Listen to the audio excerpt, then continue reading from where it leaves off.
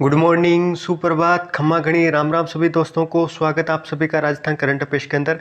आज है 15 फरवरी और इस वीडियो के अंदर 15 फरवरी की जो राजस्थान की करंट अफेयर्स है वो भास्कर और राजस्थान पत्रिका की न्यूज़पेपर की कटिंग के साथ में अपन कवर करने वाले हैं दोस्तों।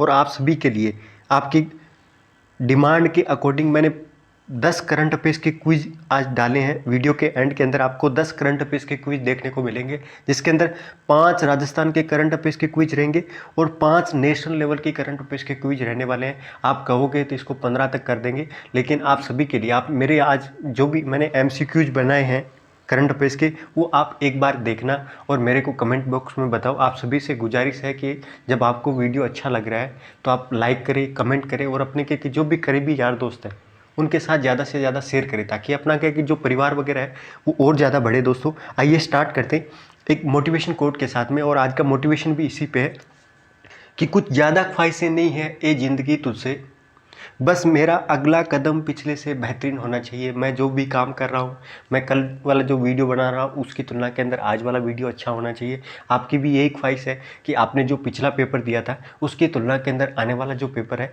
वो और अच्छे तरीके से जाए। यही अपनी सभी के क्या कि ज़िंदगी के अंदर ख्वाहिशें हैं, वो चलती रहती है कि पिछले से क्या कि एक स्टेप आगे वाला होना चाहिए। आइए स्टार्ट करते। सबसे पहले इसरो के द्वारा PSLV C52 है, वो 2022 का पहला सैटेलाइट लॉन्च किया गया है। 2022 का ये पहला प्रक्षेपण है और सैटेलाइट का नाम क्या है? PSLV C52। रट लीजिए दोस्तों, PSLV C52 है। और ये इसरो के नए अध्यक्ष कौन है भाई? सोमनाथ। उनकी अध्यक्षता के अंदर ये इसरो की पहली उड़ान थी।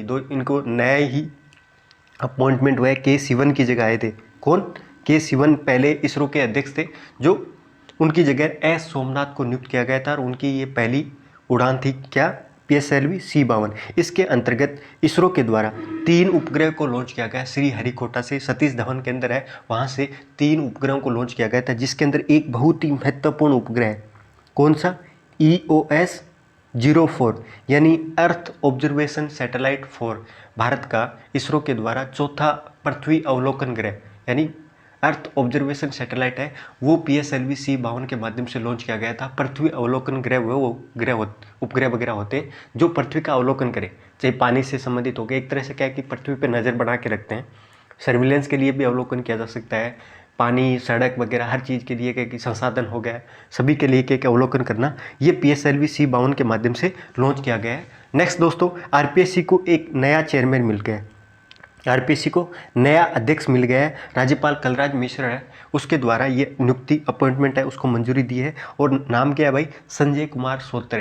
संजय कुमार सोत्रे हैं, वो RPSC के अगले नए अध्यक्ष के रूप में भूमिका निभाने वाले हैं। इससे पहले क्या, ये जो संजय कुमार साहब थे, उससे पहले जयपुर रेंज के अंदर IG अधिकारी थे, यानी IPS ऑफिसर थे, जो जयपुर रेंज के IG पद पे तैनात थे। और पूर्व DGP भूपेंद्र यादव के सेवानिवृत्ति के बाद में ये चेयरमैन का पद है वो खाली चल रहा था। यानी इसका मतलब ये हो गया कि जो भूपेंद्र यादव थे वो भी DGP थे और उनके बाद में सेवानिवृत्ति के बाद में RPSC का पद खाली चल रहा था और 2 कार्यवाहक अध्यक्ष बनाए गए थे भूपेंद्र यादव के बाद में। भूपेंद्र यादव के बाद में शिव सिंह राठौड़ साहब थे। उसके अलावा अभी जसवंत राठी साहब थे, जो कार्यवाहक चेयरमैन का जिम्मेदारी है वो निभा रहे थे, लेकिन इनके साथ अन्याय किया गया है। 10 दिन के अंदर अंदर ही इनको हटा दिया गया है, जसवंत सिंह राठी साहब को। और शिव सिंह राठी साहब ये भी क्या है कि कार्यवाहक अध्यक्ष थे। तो भूपेंद्र यादव के बाद में ये पद खाली चल रहा था और नए अध्यक्ष कौन बने हैं? संजय कुमार सोत्रे। ठीक है।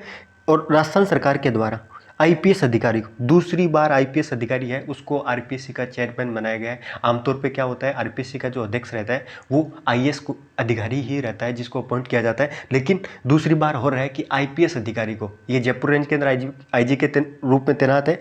और भूपेंद्र यादव भी क्या है कि DGP रह चुके थे, उनको भी क्या है कि IPS अधिकारी थे।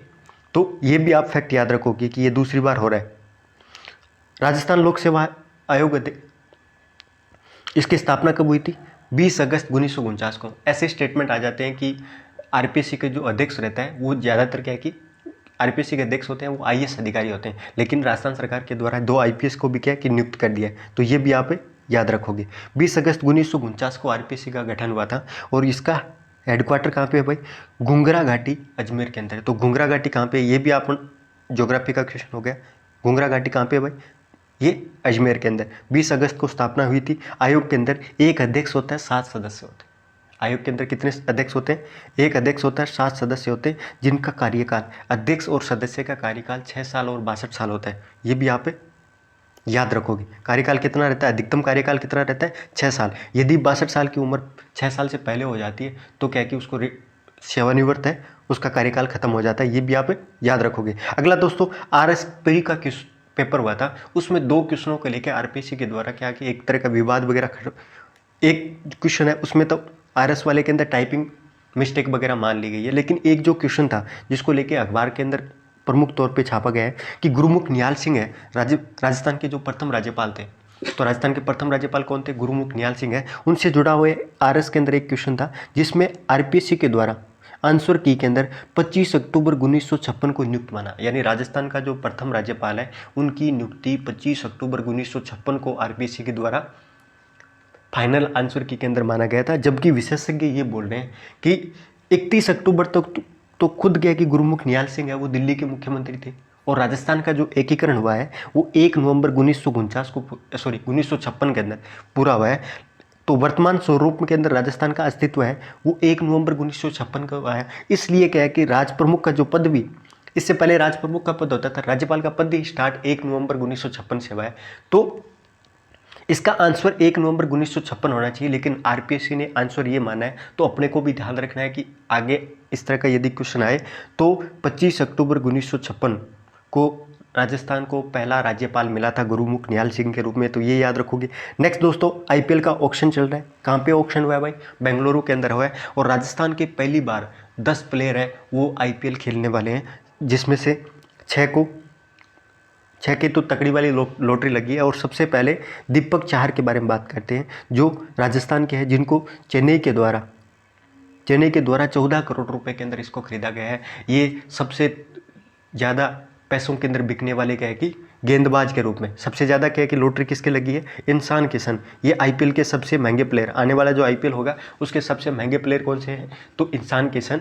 और सबसे महंगे बॉलर कौन से हैं? तो वो है दीपक चाहर है, वो अपने राजस्थान के हैं, जिनको 14 करोड़ के अंदर चेन्नई सुपर किंग्स है उसने खरीदा है। ये याद रखो कि सेकंड नंबर पे है वो दीपक हुड्डा है, जिसको दिल्ली ने खरीदा है। खलील अहमद है, उसको राजस्थान ने खरीदा है। राहुल टेवटिया है, उनको गुजरात ने खरीदा है। और रवि बिश्नोई साहब हैं जो बाड़मेर से हैं, जिनको 4 करोड़ के अंदर पंजाब ने खरीदा। और कमलेश क्या है कि नागरकोटी है, उसको दिल्ली ने खरीदा है। तो ये 6 महानुभाव हैं जिनको क्या है कि करोड़पति बनने का मौका मिला है। इसके अलावा कुछ और प्लेयर भी हैं जो पहली बार खेलने वाले। एक तो महिपाल लोमलोर, एक अशोक शर्मा, एक अभिजीत तोमर और एक शुभम गढ़वाल। ये क्या है कि इतने प्लेयर वगैरह हैं जो अब की बार, इतना याद रखो कि आईपीएल के अंदर कितने राजस्थान के प्लेयर खेलेंगे, तो 10 प्लेयर खेलने वाले, ठीक है। जिसमें से सबसे महंगा आईपीएल के इतिहास के अंदर सबसे महंगा क्या है कि बॉलर के रूप में दीपक चाहर है, वो भी राजस्थान के, जिनको 14 करोड़ के अंदर चेन्नई की तरफ से खेलने वाले हैं। अगला दोस्तों सिल्वर जुबली से क्वेश्चन है कि लोधी वंश के संस्थापक कौन थे? तो लोधी वंश के संस्थापक भाई साहब कौन थे भाई? बहलोल लोधी साहब थे जो संस्थापक थे। उसके बाद में सिकंदर लोधी आया था, सिकंदर लोधी के बाद में इब्राहिम लोधी आए थे, ठीक है। तो ये भी याद रखो कि इब्राहिम लोधी है, उनके साथ में क्या है कि अपने जो राणा सांगा थे, राणा सांगा के साथ में क्या हुआ था? युद्ध हुआ था भाई। कौन कौन से युद्ध हुए थे? 1500 कब की बात है? 1519 की बात है। राणा सांगा के साथ में इब्राहिम लोधी का जो युद्ध वगैरह हुआ था वो कौन सा था? आप मेरे को कमेंट बॉक्स के अंदर बताना। राणा सांगा के 3-4 युद्ध वगैरह, जैसे गारगोन युद्ध हो गया, एक खानवा का युद्ध हो गया, और बांडी का युद्ध हो गया, बयाना का दुर्ग युद्ध हो गया। तो कुछ युद्ध वगैरह आप मेरे को कमेंट बॉक्स में बताना। अगला दोस्तों, राजस्थान के कानपुर कौन सा शहर है? राजस्थान का जो कानपुर के रूप में वो है कोटा शहर है, जो जिसको राजस्थान की शिक्षा नगरी और औद्योगिक नगरी के रूप में भी जाना जाता है। उदयपुर है, उसको झीलों का शहर के नाम से जाना जाता है। उदयपुर को पूर्व का वेनिस भी कहा जाता है, और उदयपुर को राजस्थान का कश्मीर के नाम से भी जाना जाता है। तो कोटा है, उसको राजस्थान का कानपुर कहा जाता है। राजस्थान का जो नागपुर है वो जयपुर को कहा जाता है। माउंट आबू है, उसको राजस्थान की शिमला के रूप में जाना जाता है। तो उदयपुर झीलों का शहर, पूर्व का वेनिस और राजस्थान का कश्मीर। आप सभी के लिए कल से मैं राजस्थान के जो प्रमुख शहर हैं उनके उपनाम वगैरह उसकी एक सीरीज स्टार्ट कर लेते हैं। रोजाना अपन 5-10 क्या है कि अपने को वीडियो के अंदर डालते जाएंगे, ताकि अपना क्या है कि हर सेक्शन आपको कवर करवा के छोड़ूंगा दोस्तों, आप चिंता मत करो, ठीक है। अगला दोस्तों, ये न्यूज़पेपर की कटिंग आई थी कि राजस्थान की जो अभी क्या है कि विधानसभा का बजट सत्र चल रहा है, और इतना ज़्यादा क्या है कि टेक्नोलॉजी वगैरह है उसका उपयोग नहीं कर पा रहे हैं। इसीलिए क्या है कि ये न्यूज आई थी कि राजस्थान के अंदर विधानसभा का बाल सत्र भी आयोजित किया गया था। बाल सत्र कब आयोजित किया गया था भाई? 14 नवंबर 2021 को चाचा दिवस में, यानी बाल दिवस है, उसके ऊपर जवाहरलाल नेहरू की याद के अंदर बाल दिवस मनाया जाता है। इसी दिन देश के अंदर पहली बार बाल सत्र का आयोजन किया गया था। बाल विधानसभा सत्र है उसका आयोजन किया गया था, जिसके अंदर 200 बच्चों ने जनप्रतिनिधियों के रूप में, अब राजस्थान की कैपेसिटी कितनी है, विधानसभा कितनी सीट है, 200 यार, 200 क्या कि बच्चे थे वो जनप्रतिनिधियों की भूमिका के अंदर नजर आए थे। राजकोट के हर्ष, ये हर्ष साहब थे, इन्होंने मुख्यमंत्री बने थे। कौन थे भाई मुख्यमंत्री, कौन बने थे? कुछ महत्वपूर्ण जो नाम वगैरह वो याद रखने हैं। सबसे पहले तो हर्ष हैं, वो मुख्यमंत्री बने थे। और जयपुर की जानवी थी जो विधानसभा अध्यक्ष की भूमिका, यानी सीपी जोशी हैं उनके रूप में क्या है कि जानवी, ठीक है।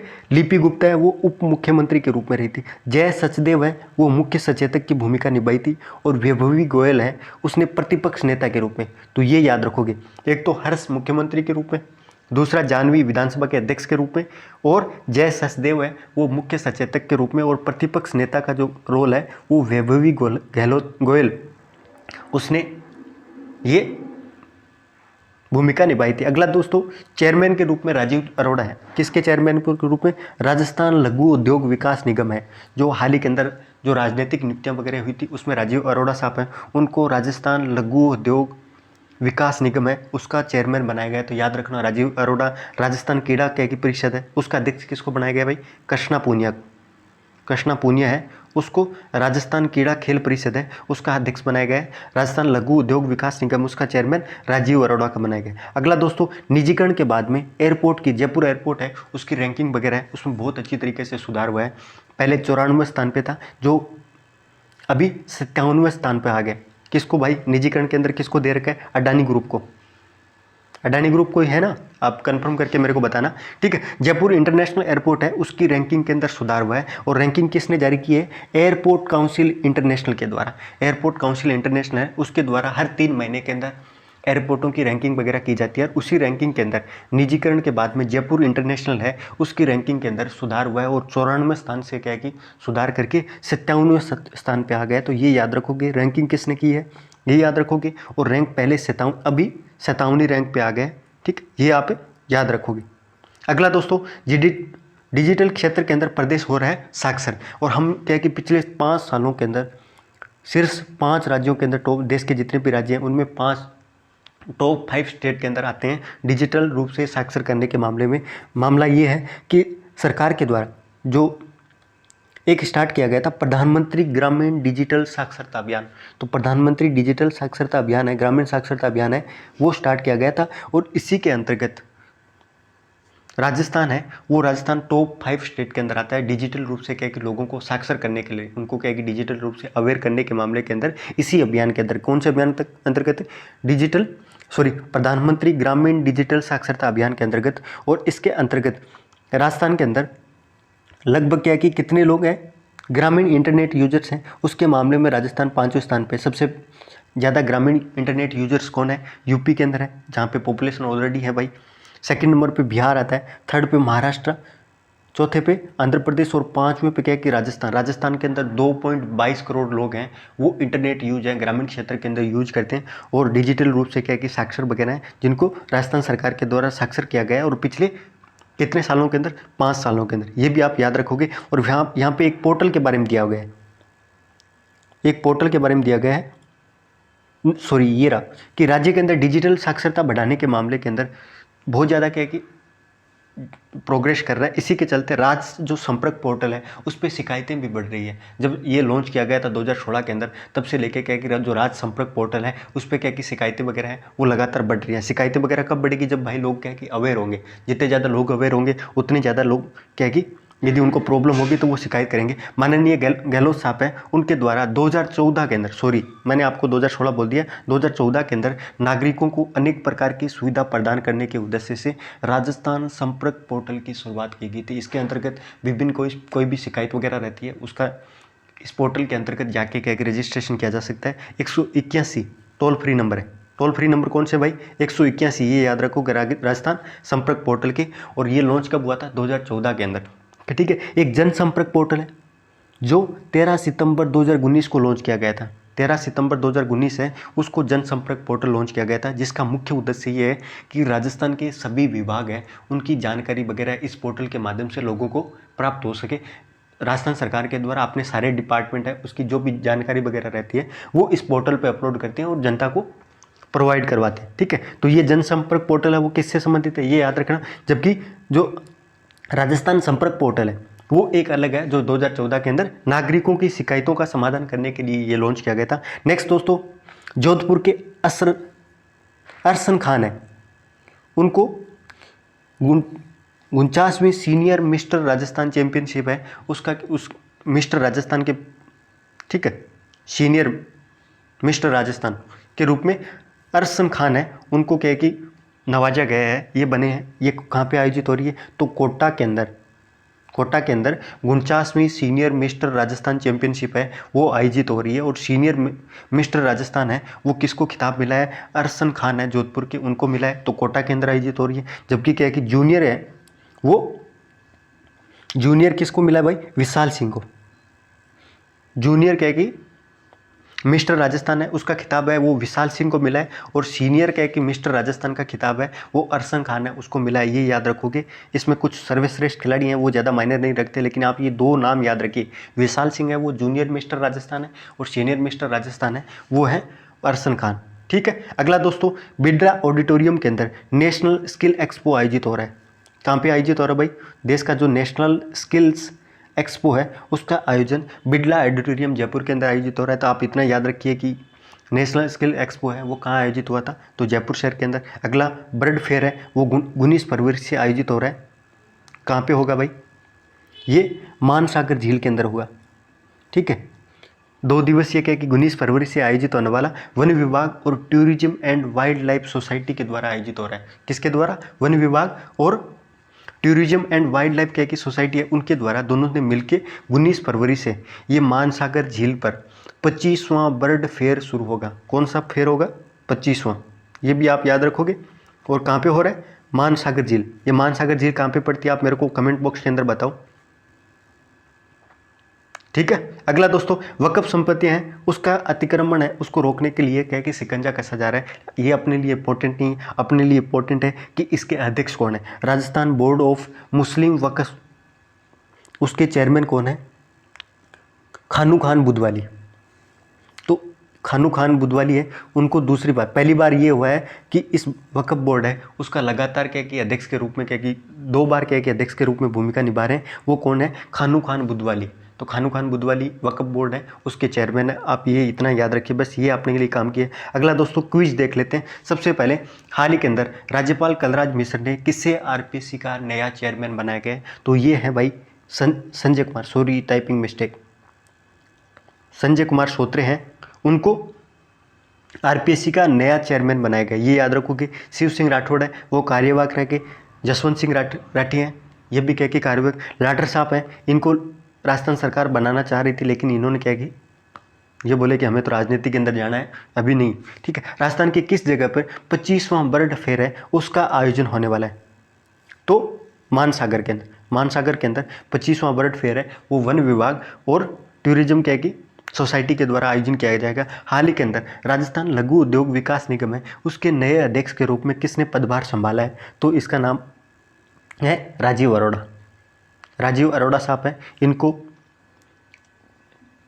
राजस्थान लघु उद्योग विकास निगम उसका अध्यक्ष के रूप में, कृष्णा पुनिया उसको राजस्थान क्रीड़ा खेल परिषद है उसका अध्यक्ष बनाए गए। शिव सिंह राठौड़ साहब वो पहले थे। निरंजन आर्य है जिसको राजस्थान सरकार के द्वारा, गहलोत साहब है उसने अपना सलाहकार नियुक्त किया गया है। ये अपने पूर्व मुख्य सचिव थे। अभी मुख्य सचिव कौन सी है,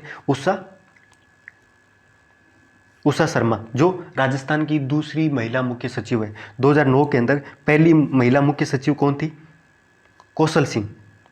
कौशल सिंह है वो राजस्थान की पहली महिला मुख्य सचिव थी जिसकी 2009 के अंदर नियुक्ति हुई थी। और 13 साल बाद में राजस्थान की दूसरी महिला मुख्य सचिव के रूप में जब निरंजन आर्य साहब थे उनके रिटायरमेंट के बाद में उषा शर्मा है उसको मुख्य सचिव के रूप में पोस्ट संभाली गई। नेक्स्ट दोस्तों, नेशनल स्किल एक्सपो है उसका आयोजन राजस्थान के कौन से जिले के अंदर किया जा रहा है, तो जयपुर के बिरला ऑडिटोरियम के अंदर। बिरला ऑडिटोरियम है, वहाँ पे नेशनल स्किल एक्सपो है, उसका आयोजन हो रहा है। अगला क्वेश्चन है 2021 के बाल दिवस के अवसर पे देश में पहली बार विधानसभा बाल सत्र का आयोजन किया गया था, जिसमें किसने विधानसभा अध्यक्ष की भूमिका निभाई थी? तो ये जानवी थी, जो जयपुर की, जिसने विधानसभा अध्यक्ष के रूप में भूमिका निभाई थी। हर्ष थे, वो मुख्यमंत्री के रूप में, सीएम के रूप में भूमिका निभाई थी। लिपि गुप्ता साहब हैं, वो उप मुख्यमंत्री, वाइस क्या की चीफ मिनिस्टर के रूप में। और जय सचदेव है, वो मुख्य सचिव के रूप में भूमिका निभाई थी। और वैभवी गहलोत साहब हैं, गोयल साहब हैं, वो प्रतिपक्ष नेता के रूप में। गुलाबचंद कटारिया है, उनकी भूमिका निभाई थी। अगला दोस्तों, टाटा सन्स के चेयरमैन निम्न में से किसे 5 वर्ष के लिए फिर से नियुक्त किया गया है? तो एन चंद्रशेखरन है, जिनको 5 साल के लिए दोबारा टाटा सन्स के चेयरमैन के रूप में उनको नियुक्त किया गया है। तो बहुत महत्वपूर्ण अपॉइंटमेंट है, याद रखोगे। नेक्स्ट दोस्तों, विज्ञान में महिलाओं एवं बालिकाओं के लिए अंतर्राष्ट्रीय दिवस है, निम्न में से कौन से दिन मनाया जाता है? तो international day of womens and girls in science, यानी विज्ञान के अंदर महिलाओं और बालिकाओं के लिए अंतर्राष्ट्रीय दिवस के रूप में जो मनाया गया है, वो कब मनाया गया भाई? 11 फरवरी को। 11 फरवरी को यह मनाया गया है। विश्व रेडियो दिवस है, निम्न में से किन दिन मनाया जाता है? तो इसका आंसर होगा 13 फरवरी।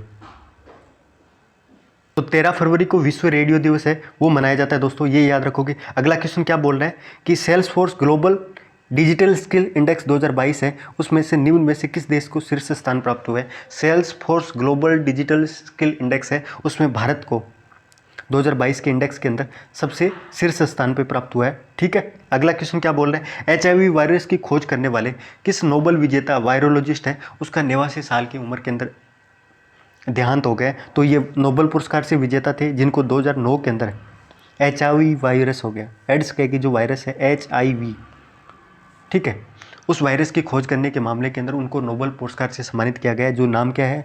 ल्यूक मोंटेनियर। तो ये याद रखो कि इस वायरस की खोज किसने की थी?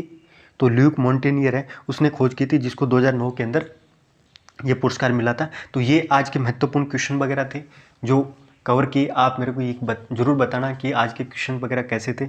और आप सभी से रिक्वेस्ट है कि प्लीज़ लाइक करें, शेयर करें, सब्सक्राइब करें, ताकि और अपना परिवार बड़ा हो। जय हिंद, जय भारत।